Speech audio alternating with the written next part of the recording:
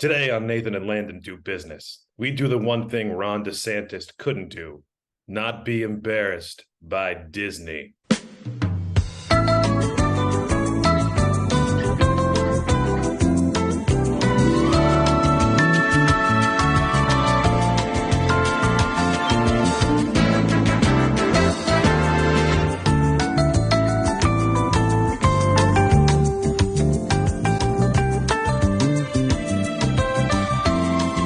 I don't know. Maybe. That's what I hope anyways. We'll find out. Yeah.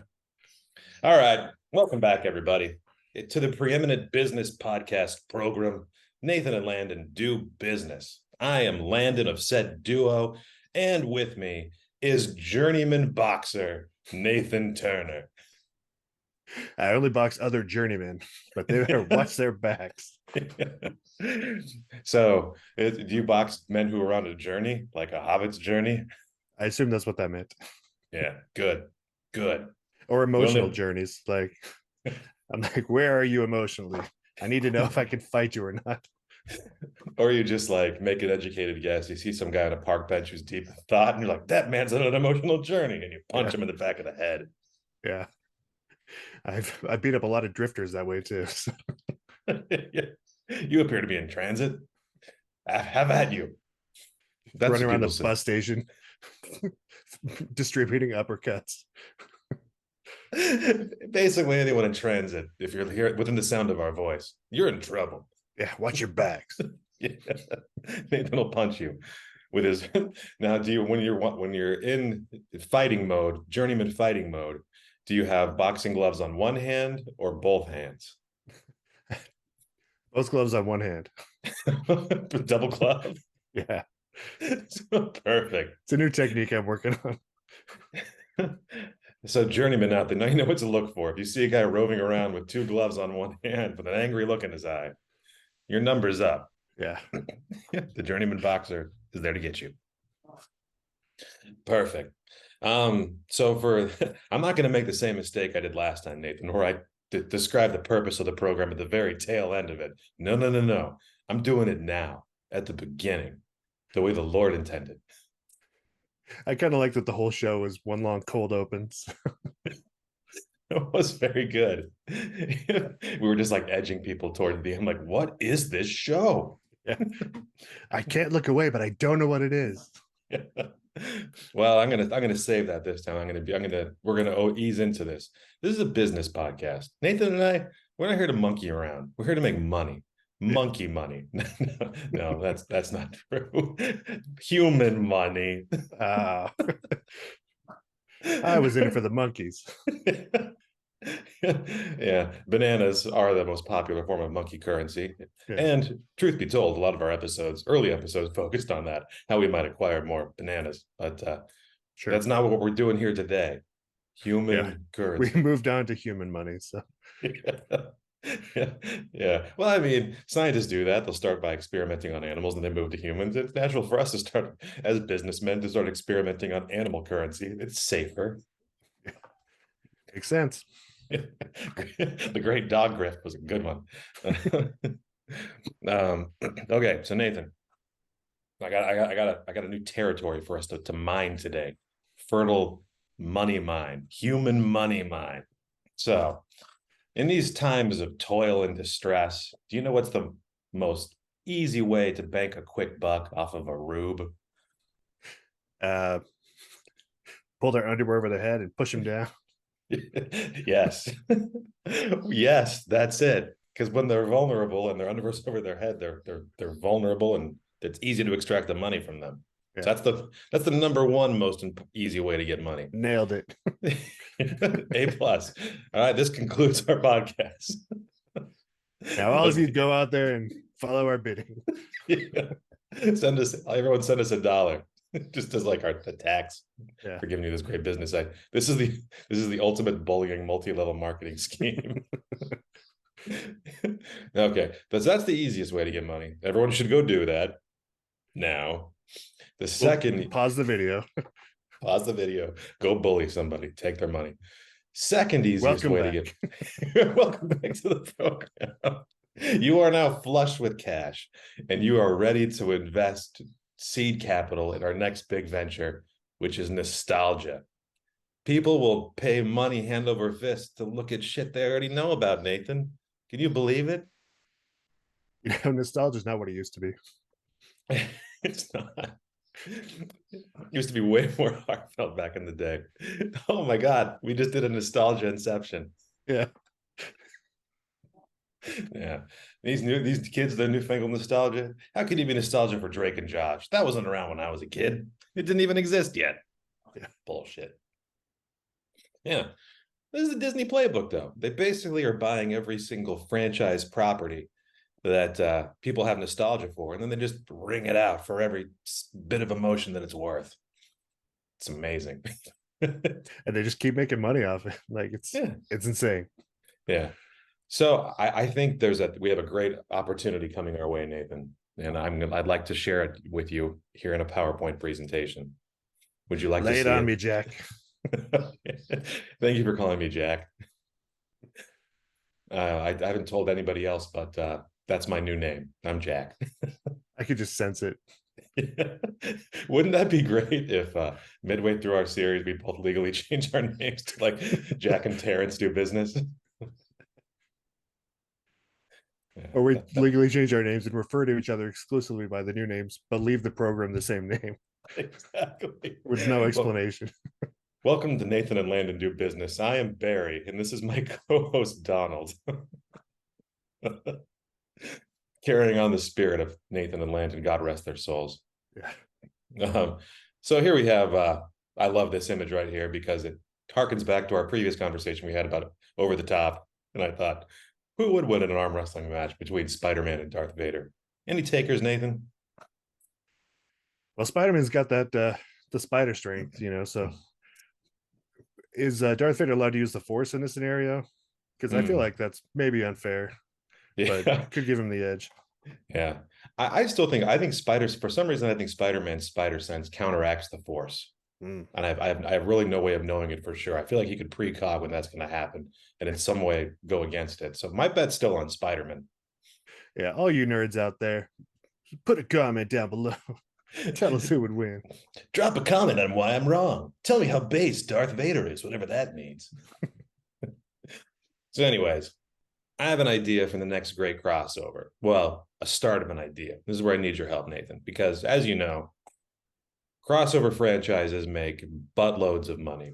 Buttload now being a scientific term of measurement that we can use because it's real and it exists. But we all know this, common knowledge. That's my favorite new measurement. So a veritable buttload. How many buttloads would you say we'll make? 2.5 buttloads. That's a lot of buttloads. Yeah, exactly. So many. Couldn't fit it all in here. Not in this room. No way. Not in today's economy. No way. And speaking of today's economy, have you heard about this? The copyright laws that Disney's been skirting for many decades. Exactly. And apparently, time's up for Steamboat Willie. Not all Mickeys, just this specific form of Mickey. The pupilless, speechless, black and white animated mouse about to be up for grabs. Exactly. Rubber hose, bandy-legged, like abomination. This could be ours, Nathan. We could do this. We could make a crossover franchise. I would go so far as to say this will be ours. See, that's why I knew I had to bring this idea to you. I think we can make something special here, something that lasts for the ages and makes us a buttload of 2.5 buttloads of money. So I figure for the next week and a half or so, we can brainstorm some crossover ideas. Let's monetize nostalgia with a public domain crossover. Now, these images aren't public domain. I just wanted to give you a sense of what AI could do. So there on the far left is Mickey as taxi driver in the same outfit that Robert De Niro was wearing in that film, which I think is pretty great. Here in the middle, it looks like Mickey is teaming up with Freddy Krueger, which I thought was pretty great. He already haunts my dreams. So. Yeah, it looks like they're reaching some kind of understanding there. Like, you're right, Mickey. Yeah, they're definitely joining forces. Let's go toilet paper around DeSantis's house. He deserves it. So that's and there on the far right is Mickey Mouse in Saving Private Ryan. I just, I was just interested in seeing what Mickey would look like in movies with very heavy subject matter, and surprise, surprise, he's thrilled to be there in all three. Yeah, it seems to be totally on board for whatever's happening. Anyways, I have three ideas that for us to do a crossover, and we can, of course, these are just it's a starting point. I'm not trying to dictate our creative direction. It's something to get the creative juices flowing. So the first one that I have here for a public domain Steamboat Willie Mickey Mouse crossover is Mickey Mouse makes a Frankenstein. That's a pretty great image, right? It is. They're about to have a dance party in the next scene. Yeah, we definitely need to work on the soundtrack for this because they're cutting loose. Exactly. We do need an extended, more hip, up-to-date version of the Monster Mash for this film. It's necessary. So, as usual, I have three reasons why I think this could work. I'm open to criticism, but I think this is timely because Mickey actually did just finish medical school. He's trying to branch out his career. So he actually would be a real doctor when this came out, which would be great for PR. Yeah, that's hand in glove right there. Easy, slam dunk. Next, this would play well with xenophobic audiences who want to harm outsiders. This seems to be a trend that's sweeping the nation right now. It's very disturbing for me and others, but they would still probably give us money due to this film's subject matter. Yeah, as long as we tell them that it's not woke, they'll line up in droves. Yeah, exactly. We can just say like buying a ticket here is a knife in the heart to woke America. They'll line up around the block. We'll double and triple ticket prices and we'll fleece those rubes like there's nobody's like there's no tomorrow. Yeah. And trick a bunch of mothers who think that a Mickey Mouse movie is good for kids. So. Exactly. Hey, good news, guys. Mickey's racist now. Come on in. Give us your money. And lastly, I think the pedantic jerks would relish an opportunity to tell friends and relatives it's not actually a Frankenstein. It's Mickey's Frankenstein's monster in that really smug way, how they do it. They do love that pedantry. Oh, it's not Frankenstein. It's Frankenstein's monster. I feel like assault should be legal after that phrase has been uttered. Maybe that's a separate grift. Yeah. Legalizing assault. Also, I was shocked at how Slimer-like the monster looks like here. Yeah, is that a tail of some sort? Or a malformed second leg there, or third leg? Yeah, I think it's either a tail or just some kind of like amalgamation of leg down there at the bottom. It kind of reminds me of Slimer from the Ghostbusters, so there could be a Mickey Mouse Ghostbusters crossover somewhere in here. Yeah, he tries to make a monster and ends up reanimating Slimer, but he's really buff. Yeah. Mickey accidentally creates ripped Slimer. He's back and he's smaller than ever. Yeah. He's gross and he's sexy. Ripped Slimer. All the toys are 6 feet tall and like 100 pounds. Yeah. To support this movie, Mattel made the most impractical toy ever. I like that he's apparently using like a microwave oven to prop up the bed there. Yeah, that's what it looks like. He's like, I need a load-bearing microwave for ripped Slimer. Only a microwave will support his weight. Yeah. Yeah. It is kind of an odd-shaped bed. Yeah. Anyways, we can workshop that with the machine later. It does look like I don't see where his legs aren't hitting the floor, so he's either kneeling on the side of the bed or leaping. I like to think he's leaping out of joy and in time with the music. So can't stop the feeling. Yeah. Anyways, that's a pretty horrifying face for Mickey too. It's not nearly as photogenic as the previous ones. So. I used a different app for this one because I think Midjourney was having a hard time with copyrighted materials in ways that it was when I pushed the envelope. So I had to go to more bootleggy versions of AI image creation. Yeah, Fair it enough. worked out for me though. Wait do you see this next one though? Are you adequately prepared? Yeah. Okay. Mickey and Sherlock solve Pizzagate. So here we have another public domain character, Sherlock Holmes. And again, this is all of these are turning into me trying to trick racists into giving me money. Yeah. So That's fair. yeah, I think this is also a no-brainer because we already have a built-in audience of distressed and unwell Facebook moms who are clinging to this conspiracy theory, who want to believe that it's real. And I think we can finally give them closure, and in turn, they can give us money for giving them said closure. So are Mickey and Sherlock just like scouring this pizza place for a non-existent basement and Yes, just spend an hour and a half frustrated by the fact that it does not exist? yes, exactly. It's basically them pouring through internet conspiracy theories, talking with, getting tips from other Facebook moms. I figure the moms could be a central part of the story.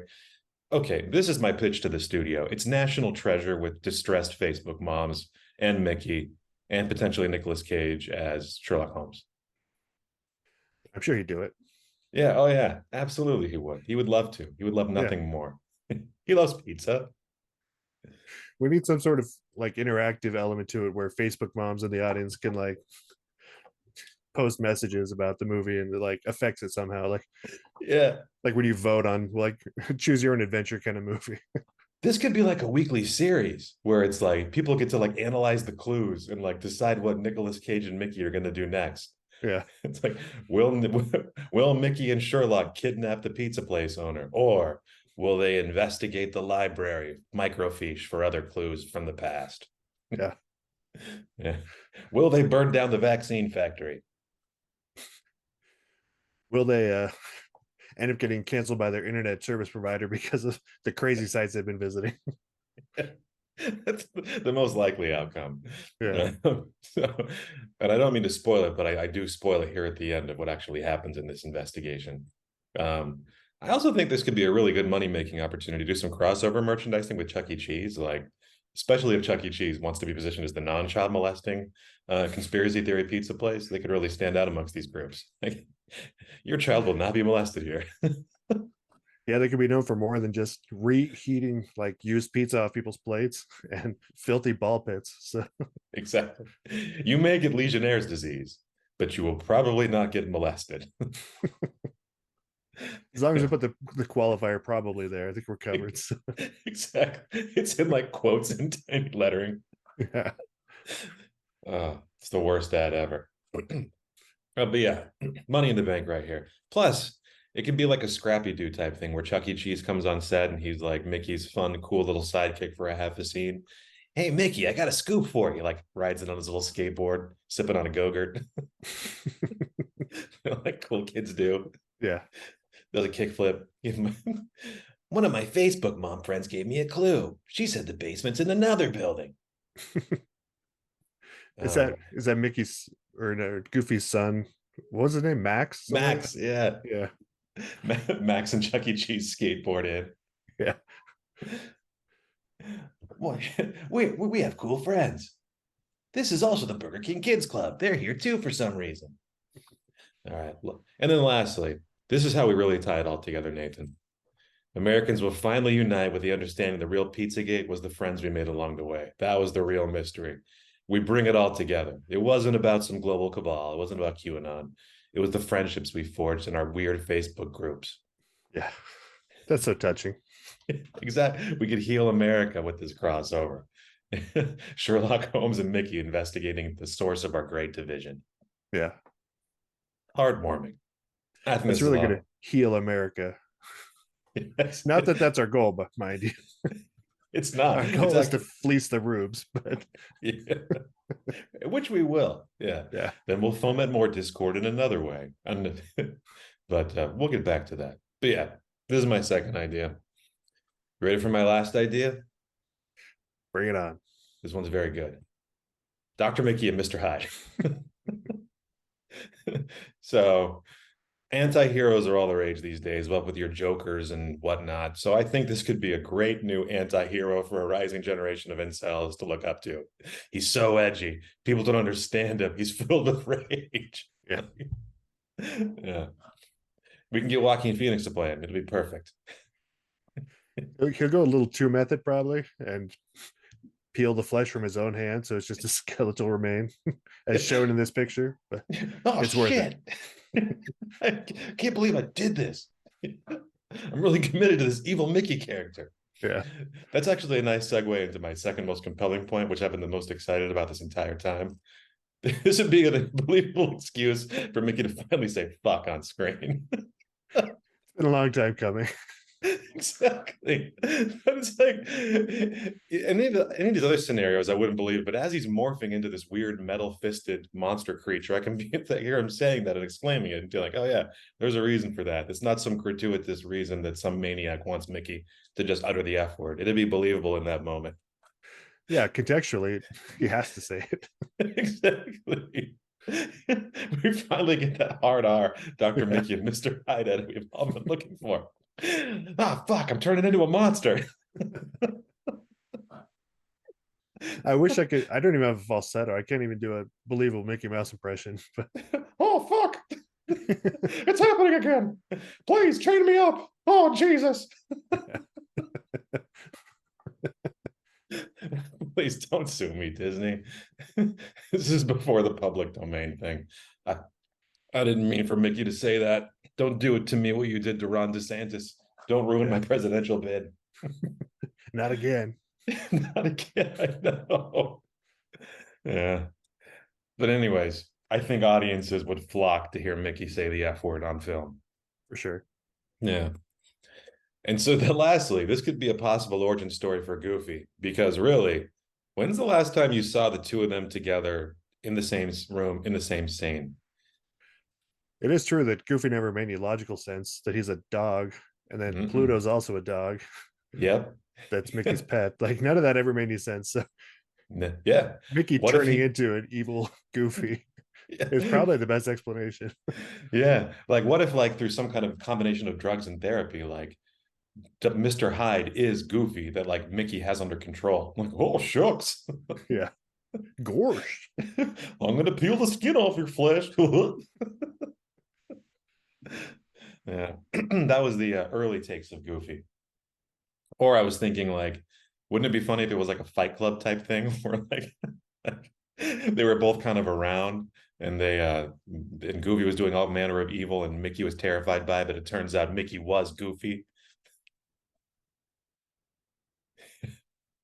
That's quite a twist there. I know. Yeah, exactly. That's a twist worthy of M. Night Shyamalan. Turns out Goofy did start Fight Club. Yeah. Gosh, I just wanted to destroy something beautiful.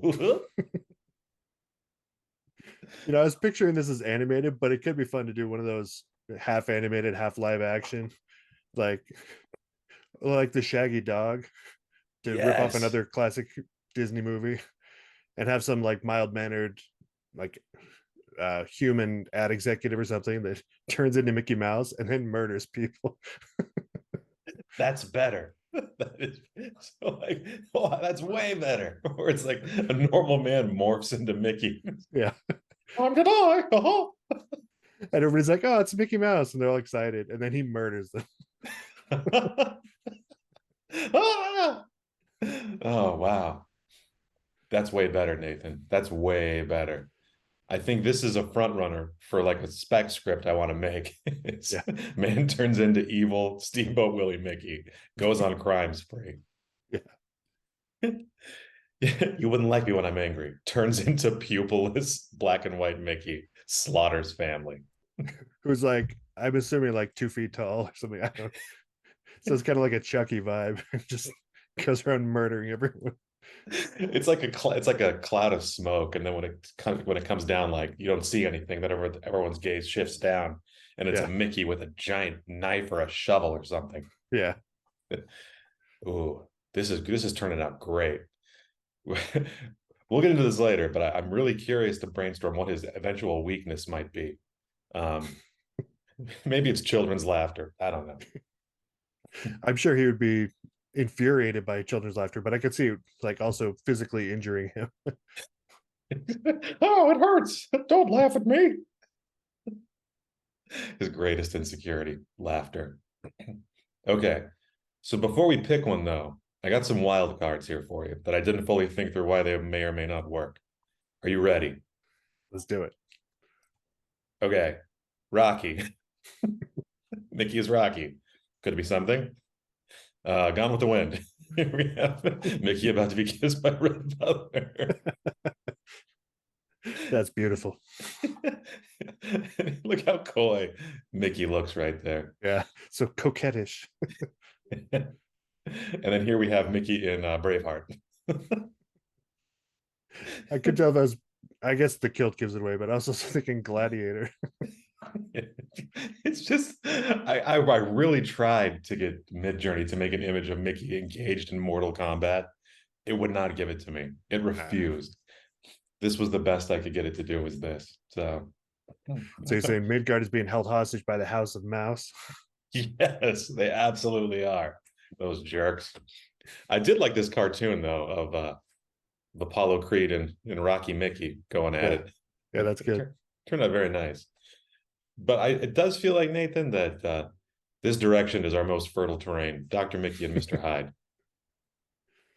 Yeah, wasn't there an R-rated horror movie of like Winnie the Pooh that just came out recently? Blood and Honey. Yes. Yeah.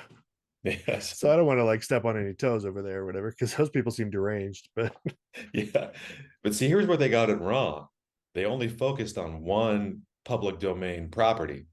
Where we're going to succeed is we're going to combine two public domain properties. We'll get fans of both worlds. So all those Dr. Jekyll and Mr. Hyde heads out there, you see them every year at Comic-Con. Yeah. They'll be coming in here in droves. Droves, I tell you. Or Sherlock or Frankenstein. What do you think, Nathan? Frankenstein, Sherlock I could see some elements of Frankenstein meshing well with this concept too. So what if we had all three in there? What if we did something with all three? Better yet, what if we got Derek to think of it for us? Yeah, we're kind of created a shared universe here of no longer copywritten works, newly public domain works that we can exploit for profit. Yeah. It's an unwieldy acronym, granted, but those nerds are like whatever we tell them to. They'll understand whatever we tell them to understand. You hear that, nerds? Open up your ears and listen to us. Maybe that's our assignment for next time we get together, Nathan. What if we input some of these public domain characters into Derek and have him come up with some just high-level pitch ideas for movie executives, and then we pitch each other. We just take Derek's work and take credit for it. That's the American dream right there. Yeah. So Derek, prime your circuits. I don't know. Get those transistors or whatever you got fired up. Yeah. We're coming at you. And then from there, I figure we can work on pitching this to a movie studio, because I do want to get this going. I want to pitch a studio, production company. Heck, maybe it's a small independent outfit who's looking to make a name for themselves by doing it. Yeah. Yeah, we need to find somebody who's willing to risk the wrath of Disney. So that's gonna be our biggest hurdle, I think. But yeah, maybe we pitch Ron DeSantis, or we find a movie production company whose plan is to get bought by Disney to make this disappear. Oh yes, that's a great idea. Oh man, we pitch about like you've made like some stinkers in the past, like Warner Brothers, or I don't know who we're gonna go talk to, but like, wouldn't you like to just be acquired by Disney and be done with this whole nonsense? So yeah, this is your in right here. Hear that, DreamWorks Animation? You've been riding that Shrek train for far too long. Yeah, time to make that real money. Yeah, this is fertile terrain for us to make some money, Nathan. I think we're going to do it this time. I really do. Yeah, this is it. This is it. This is it. Okay. All right. Well, thank you as always, Nathan, for brainstorming with me. This has been a lot of fun. It's been a pleasure as always. Exactly. And to you, the viewers out there, if you've made it this far, and according to YouTube analytics, approximately 60% of you do, drop a little comment down there. Tell me hello. Tell me how it's going. Smash that dislike button. Smash that dislike button. Unsubscribe. Tell me how poor my Mickey impersonation was. It actually makes me feel great when you do that. Yeah. And so we'll be back next week with AI generated script treatments or story ideas. Yeah, I just noticed that you put Donald as your name. I did. Well, as always, I've been Kevin. I continue to be Donald. And this has been Nathan and Landon Do Business. We are Kevin and Donald. And we'll be back with you next week with more potentially lawsuit-inducing ideas for fun and profit. See you later, America.